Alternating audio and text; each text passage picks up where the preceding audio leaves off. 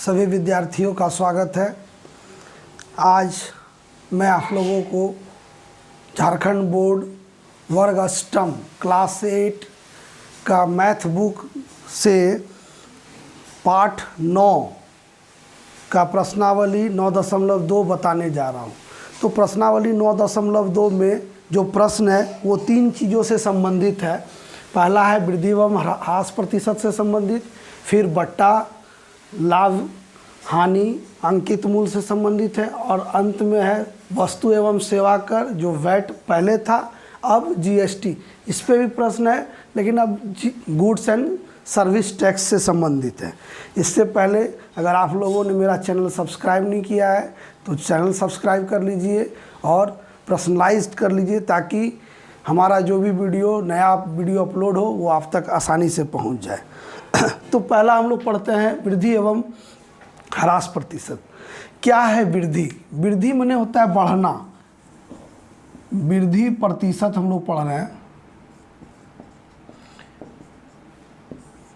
माने बढ़ना क्या, कैसे बढ़ता है, कैसे बढ़ना। मान लीजिए किसी चीज़ का मूल्य 100 रुपया था, ये वास्तविक मूल्य है। वास्तविक मूल्य 100 रुपया था, बढ़ने के बाद इसका मूल्य 110 रुपया हो गया। 100 रुपया से बढ़ के 110 रुपया हो गया, तो इसमें वृद्धि कितना की हुई?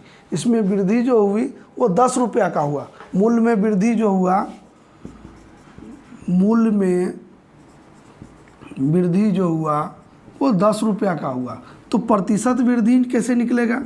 प्रतिशत वृद्धि बराबर हो जाएगा जो वृद्धि हुआ बटे वास्तविक मूल्य, वास्तविक मूल्य गुना 100। हम लोग वास्तविक मूल्य पे ही वृद्धि या ह्रास प्रतिशत निकालेंगे। ठीक है, तो वास्तविक मूल्य के हिसाब से ही हम लोग काम करेंगे।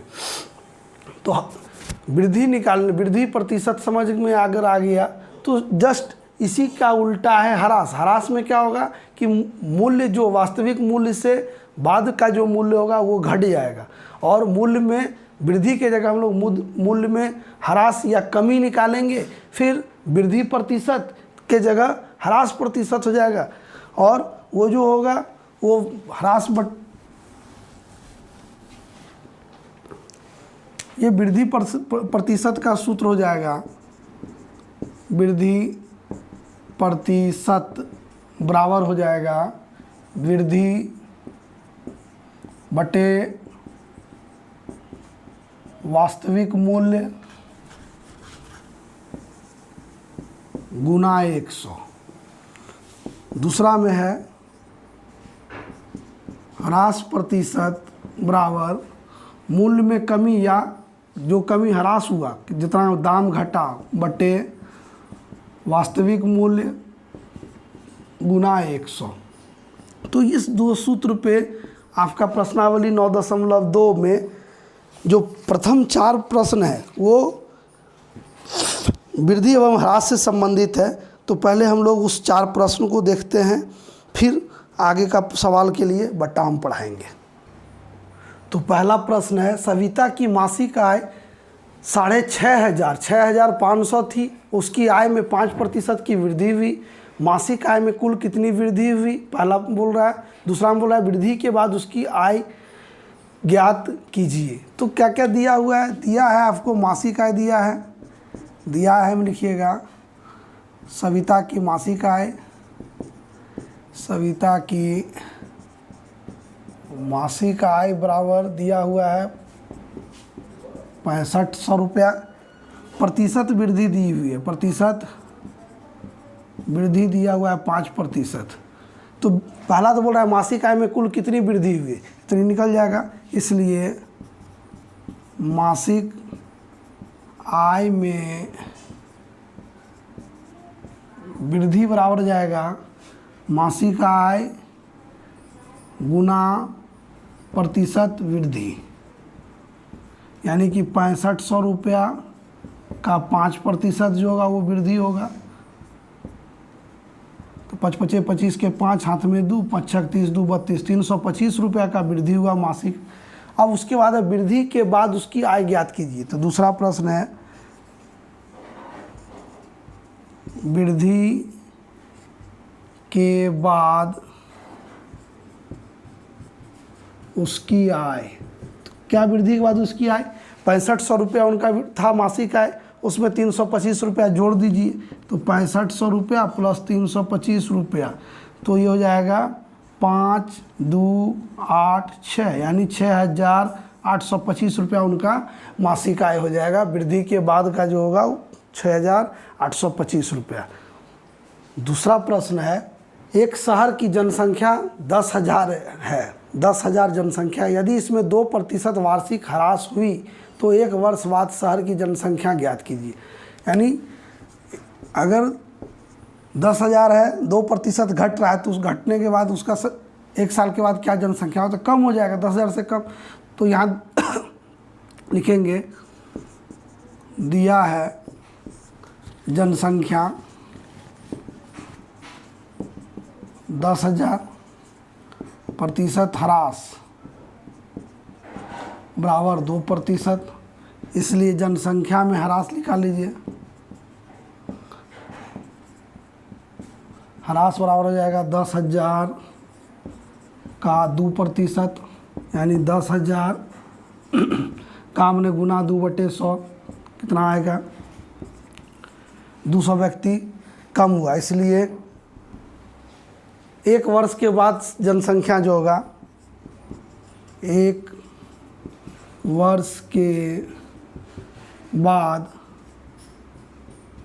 जनसंख्या बराबर हो जाएगा 10,000 में 200 माइनस कर दीजिए, तो घटा दीजिएगा, तो 9,800 उसका जनसंख्या होगा। सीधा इसका डायरेक्ट बनाने के लिए दूसरा तरीका था, हम लोग आपको बताए थे कि क्रय मूल्य विक्रय मूल्य कैसे निकालना है, वो सूत्र तो यहाँ लगाएंगे।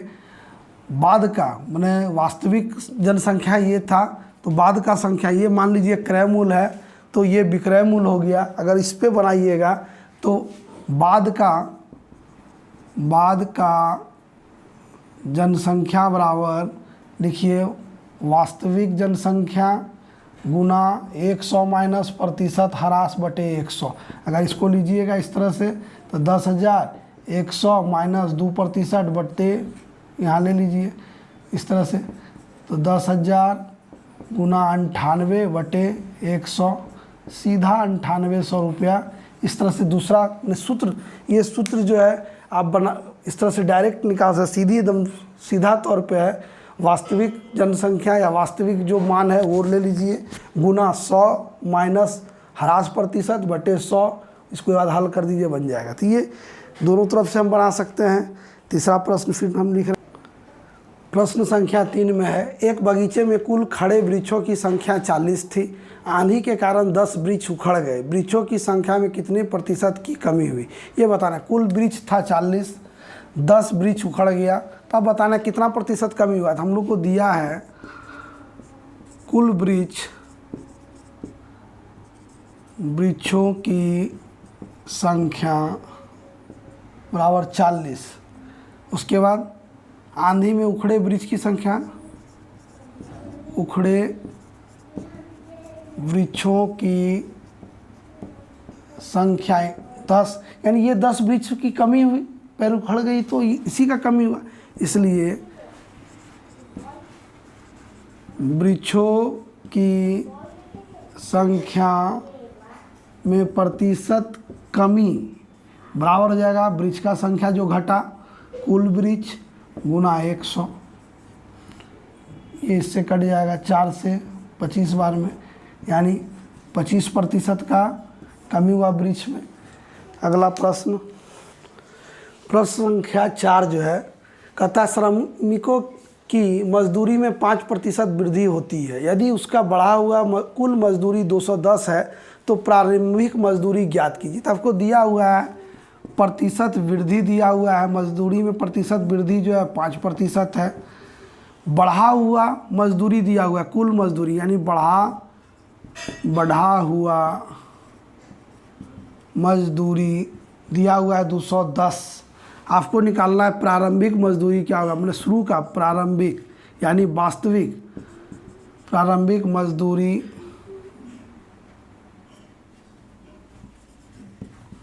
दूरी निकालना है। तो कैसे निकालेंगे? एक तो सूत्र से भी निकाल सकते हैं और x मान के बीजीय गणित के अनुसार भी बना सकते हैं। तो सूत्र के अनुसार से अगर बनाना है तो हम लोग ये मान लेते हैं कि क्रय मूल्य वाला सूत्र अगर लगाते हैं तो क्रय मूल्य बराबर हो जाएगा विक्रय मूल्य गुना 100। वैसे हानि वाला जो सूत्र है तो उस तरह से निकालेंगे तो ये सूत्र होगा। इसलिए प्रारंभिक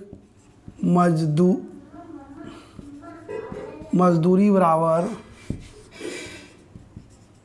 बढ़ा हुआ मजदूरी गुना 100 बटे 100 माइनस वृद्धि है तो प्लस होगा प्लस प्रतिशत वृद्धि। ये सूत्र आप लगा देंगे। तो बढ़ा हुआ मूल्य 210 है मजदूरी गुना 100 बटे 100 जोड़ 5%, यानी कि ये हो जाएगा 210 गुना 100 बटे 105। 105 से 2 बार में कट जाएगा 210, यानी उसका बढ़ा हुआ मजदूरी 200 रुपया है। अगर ऐसे नहीं बनाना है तो दूसरा तरीका भी है। अब दूसरा तरीका कैसे बनाइएगा? तो मान लीजिए प्रारंभिक मजदूरी x था, ये x मान लीजिए तो x का 5% यानी x गुना 5 बटे 100 यानी x बटे 20। x प्लस x बटे 20 जो है वो 210 रुपया है। तो यहाँ क्या हो जाएगा? 20 ले लिया तो 20x प्लस x बराबर 210। तो 21x बराबर हो जाएगा 210 गुना 20। x बराबर हो जाएगा 210 गुना 20 बटे 21। 21 से 10 बार में कट जाएगा तो 200 रुपया। किसी भी तरह आप बनाइएगा 200 रुपया उत्तर आएगा। तो दोनों तरीका हम बता रहे हैं कैसे बिना सूत्र का भी बना सकते हैं और सूत्र लेके भी बना सकते हैं। तो इस तरह से आप बनाइएगा। धन्यवाद। वीडियो